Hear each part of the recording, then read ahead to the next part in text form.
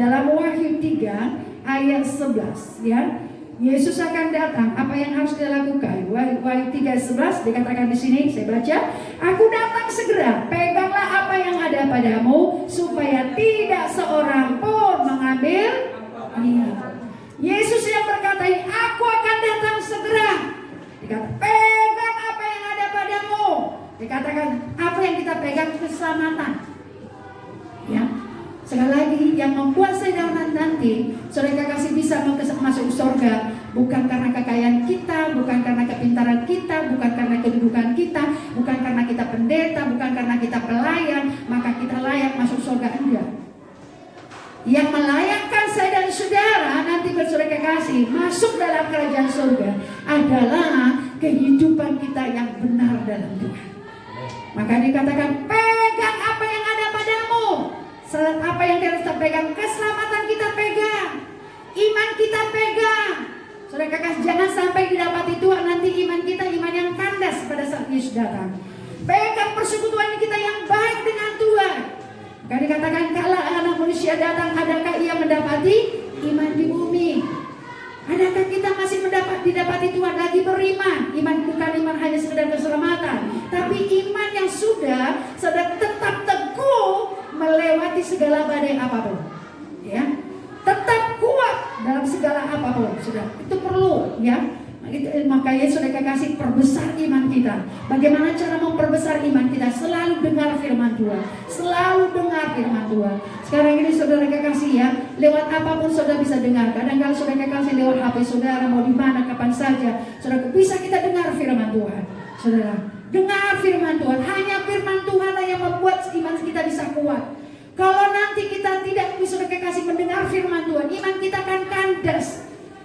Iman kita akan saudara kasih hilang, saudara. Kami maka dikatakan, perkuat iman kita. Pegang apa yang ada padamu. Pegang keselamatan kita, jangan sampai lucut, saudara. Karena nanti ada orang selamat, sama seperti orang Israel. Tuhan bawa mereka berjalan, saudara kasih dari Mesir 2 juta. Saudara kasih tujuan Tuhan dan 2 juta ini, saudara kasih tujuannya untuk sampai semua ke tanah Kanaan. Itu rencana Tuhan. Itu rencana Tuhan. Tapi nyatanya dari 2 juta hanya tinggal 2 orang saja.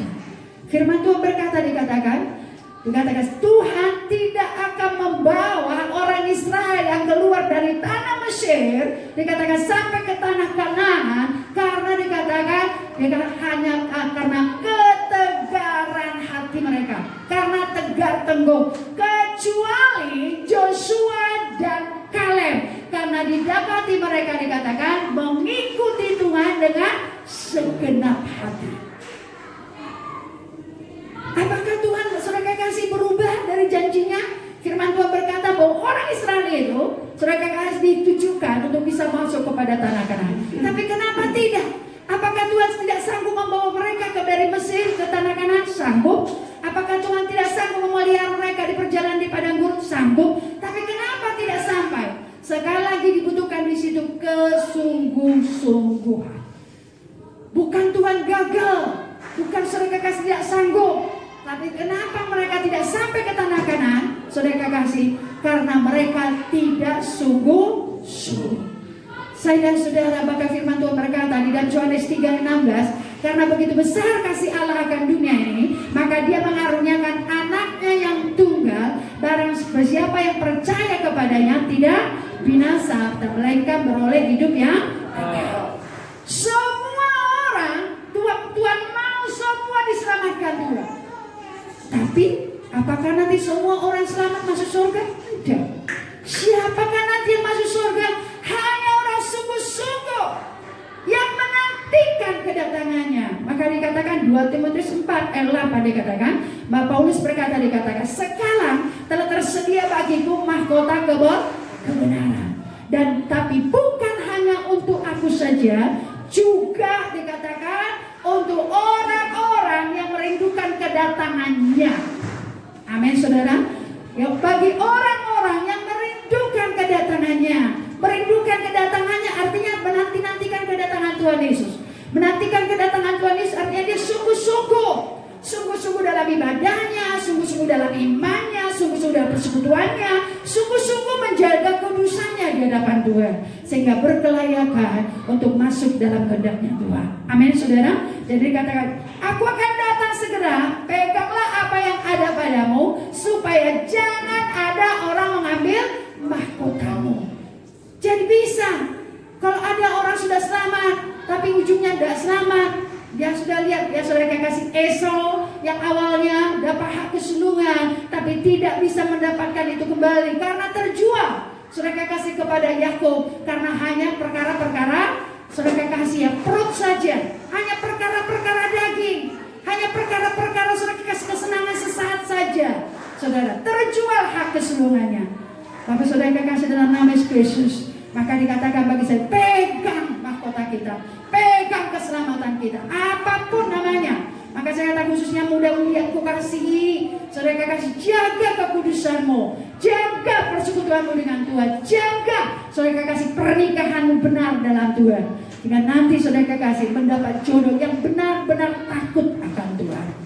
Amin saudara. Saudara kasih jangan hanya kesenangan sementara saja, jangan hanya kenikmatan mata saja, tapi sekali lagi saudara kasih mendapatkan yang terbaik dari Tuhan. Tapi mulai dari mana? Saudara kasih berpegang teguh kepada kebenaran firman. Nah, kemudian Wahyu 22 ayat 7, ayat 12 nanti dan ayat 20 ya.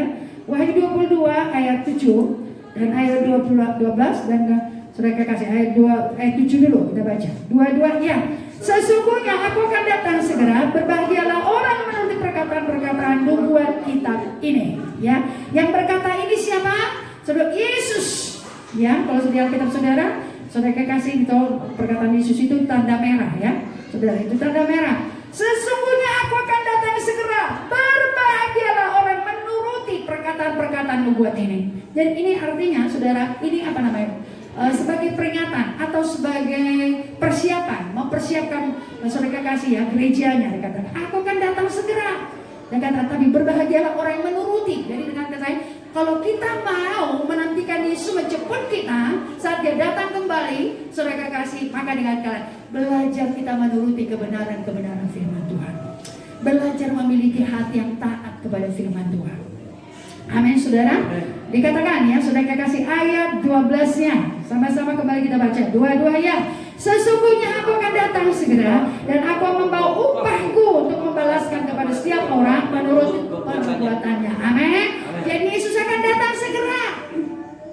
Percaya atau tidak percaya, saudara kasih siap atau tidak siap, dia akan datang segera. Soal segeranya itu kita tidak tahu kapan. Itu waktunya Tuhan. Amin saudara. Kenapa dikatakan segera? Artinya biar kita bersiap-siap. Amin Bapak Saudara.